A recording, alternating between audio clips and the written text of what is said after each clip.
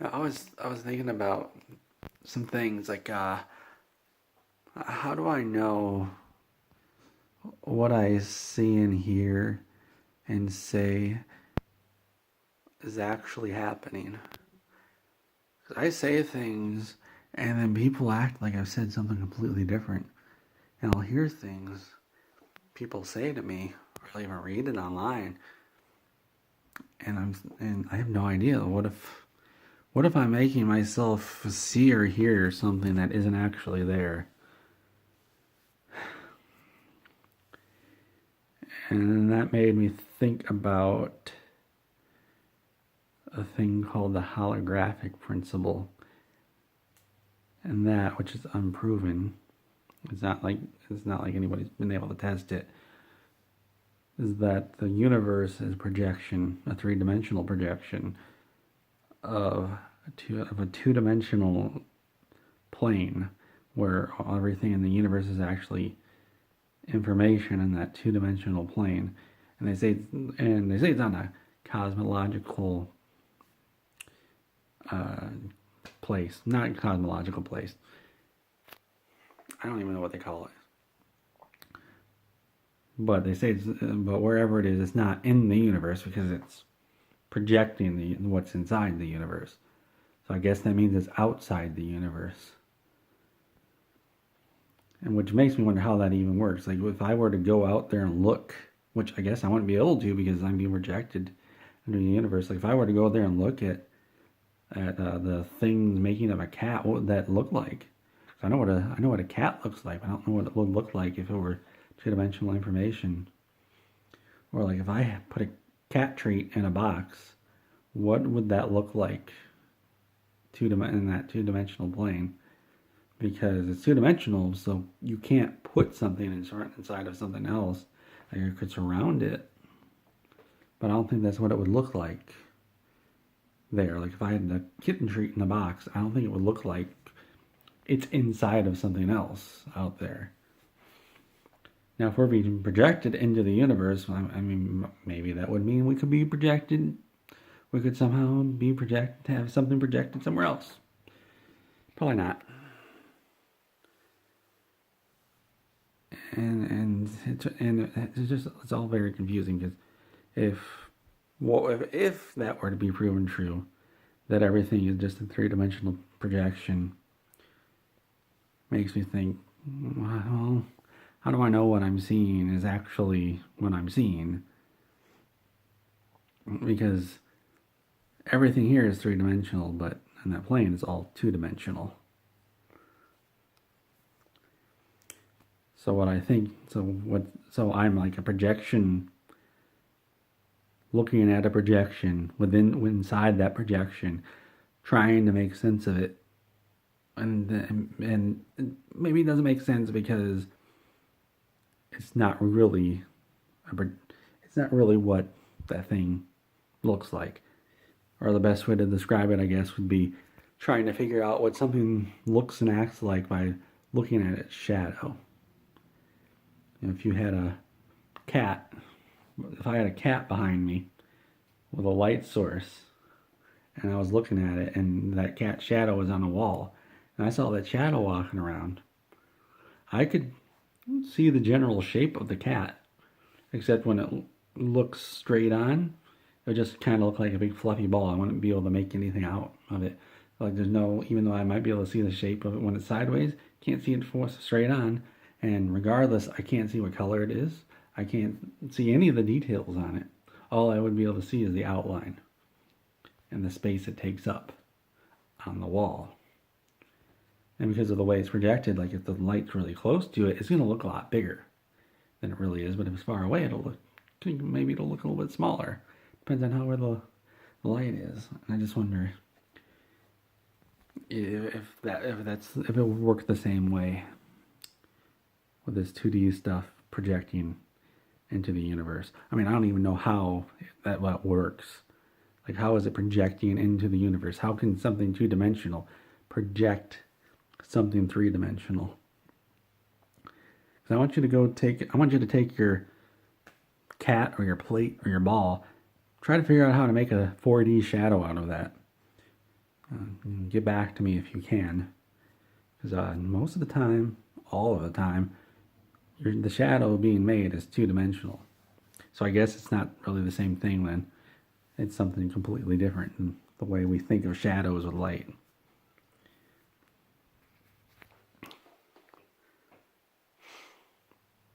And another weird thing is every time we think we understand the universe, we realize, oh, that was all that stuff, and yeah, that was kind of wrong. It's like if you're just like a caveman me walking around, I look around and say, well, this place looks kind of flat. I mean, there's bumps here, there's mountains and hills. Other than that, it's probably flat. And then maybe I go over to the ocean and say, oh, wait a second. That boat disappeared. Like, so my friend, he took his little canoe or boat out there, just vanished and said, oh, I obviously went under the water. Then he comes back and I say, hey, were you under the water? No. I said, okay. So obviously it's not flat. Something else is going on. And then we figure out, all right, Earth isn't flat, it's round. Definitely the center of the universe. And we figure out, oh, no, it's not the center of the universe. And then it turns out, thankfully, that makes calculating orbits a whole lot easier. Because if you think the Earth is the center of the universe, there's planets that they're going to have to stop. You know, they're moving like this and they just stop. Maybe they circle around or they stop and then start moving back for no particular reason. But when you have the sun as the center of the solar system, the orbits make sense. They're just roundish. And then you finally figure it out. Earth is part of this solar system. Sun's the center of the whole universe. Turns out that's wrong. There's a whole bunch of other solar systems. And they're in a galaxy. So we just have this one galaxy. Turns out that's wrong. There's a whole bunch of galaxies. And then once we figure out, hey, wait a second, why are these galaxies moving weird? They're not moving the right way. Oh, it turns out there's all this extra energy and extra gravity we didn't know about. Whoops. And then it turns out, oh, okay, that energy is causing expansion of the universe. And it turns out that no matter where in the universe you are, it'll look like you're at the center of the universe. Oops, again. Because we already figured out we're not at the center of the universe. Turns out no matter where you are from your perspective, you are at the center of the universe. I guess that was a big whoops. And then we say, all right, there's a whole bunch of galaxies. Universe is expanding, shouldn't be able to expand because there's lots of gravity. We'll call that dark energy. And there's all this extra gravity we can't account for. We don't know where it's coming from. We'll call that dark energy.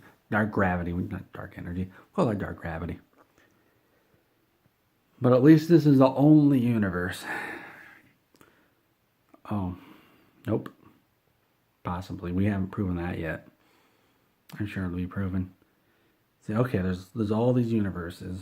So I guess we'll figure out where this extra energy and gravity is coming from eventually. At least our basic understanding of physics isn't changing. You can't create energy out of nothing. And it turns out that's wrong. You can't create energy out of nothing as long as later on it's destroyed.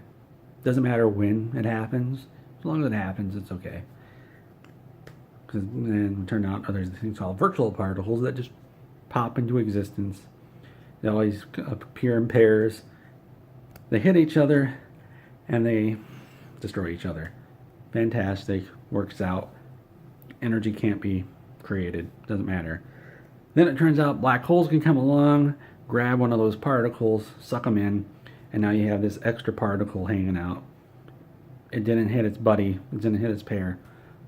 So now we have this extra energy floating around because that particle fell into a black hole. So now it looks like, yeah, you can create an energy out of nothing. Oh, but wait a second. Turns out all that stuff that gets sucked into a black hole and can never escape, it does escape. As a thing called Hawking radiation. Thought of by Stephen Hawking, that's why it's called Hawking radiation.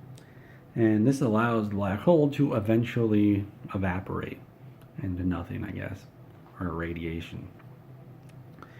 And so, and somehow this means that this extra particle floating around will eventually combine with the original particle, which I thought is now just hanging out in the universe as radiation. I don't know. Maybe something will happen, and they'll just. I guess the universe really doesn't care. It's just, you know what? Who cares?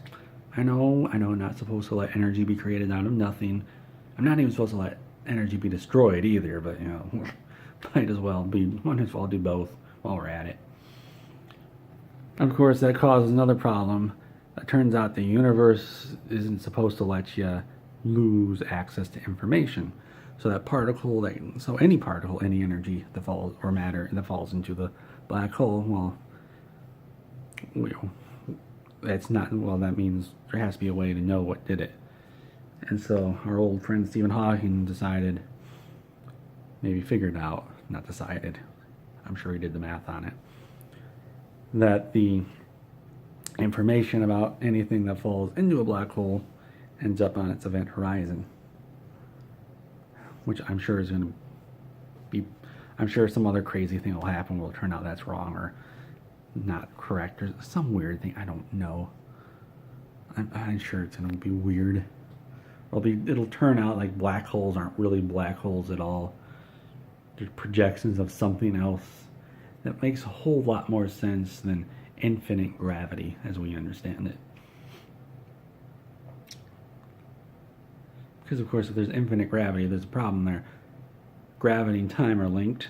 So if you have infinite gravity, I would think that would mean time should stop, I guess. Because the more gravity you have, the more time slows down. So at infinite gravity, presumably that would mean time stops. And obviously black holes can evaporate, so time obviously doesn't stop from the perspective of the black hole. Or maybe it does. Maybe time just works really, really weird. And I just don't understand it at all. Probably that. And it just makes me think now. I guess we really know we just know absolutely nothing.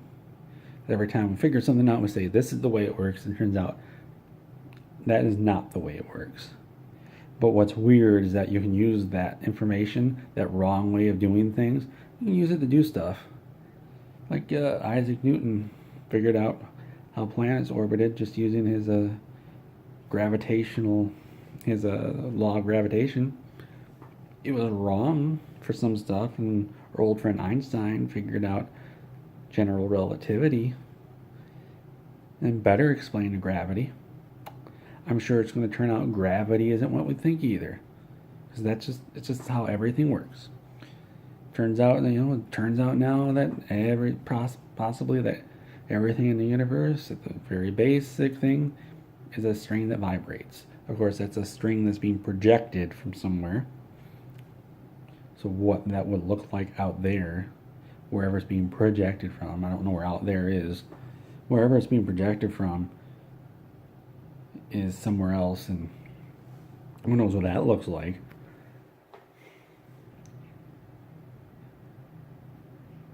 It's going to turn out I just have this feeling that it's going to turn out the whole universe is not what we think at all. Everything we see and everything we experience is like, no, it's completely wrong. And like I was saying, despite the fact that we're completely wrong, we can still do stuff, which is really weird. Like, how can we be wrong, just so completely wrong about everything, yet we're still able to do things? Like, we're able to use that wrong information to do things, which oh man, it hurts my head.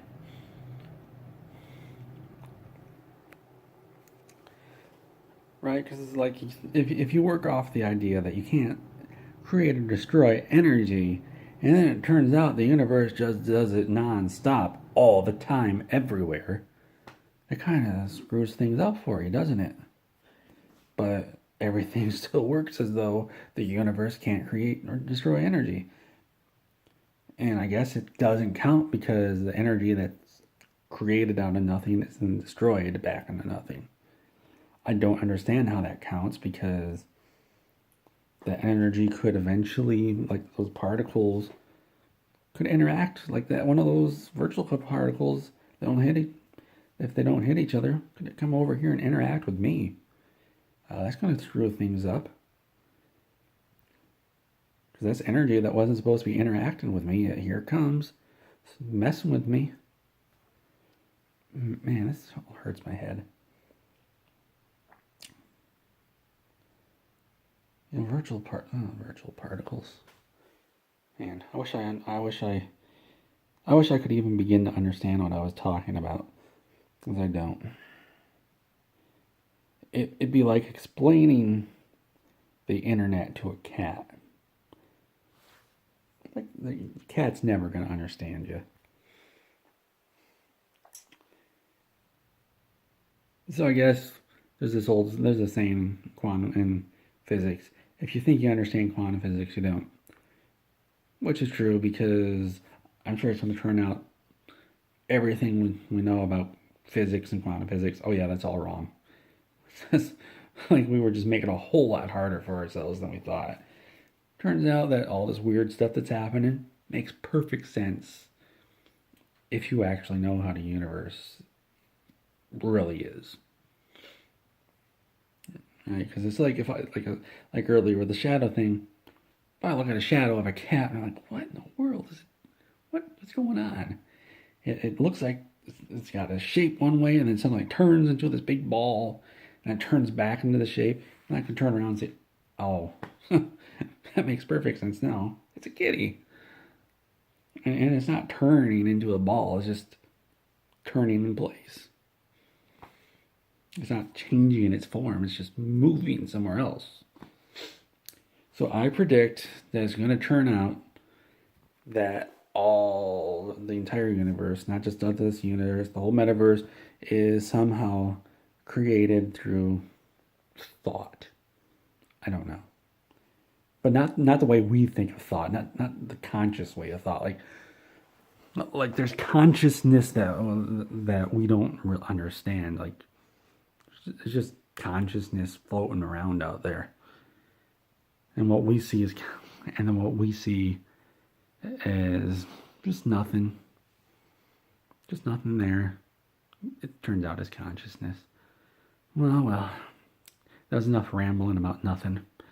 I'm gonna go take a shower now. Probably be stuck in a black hole after that or something. I don't know.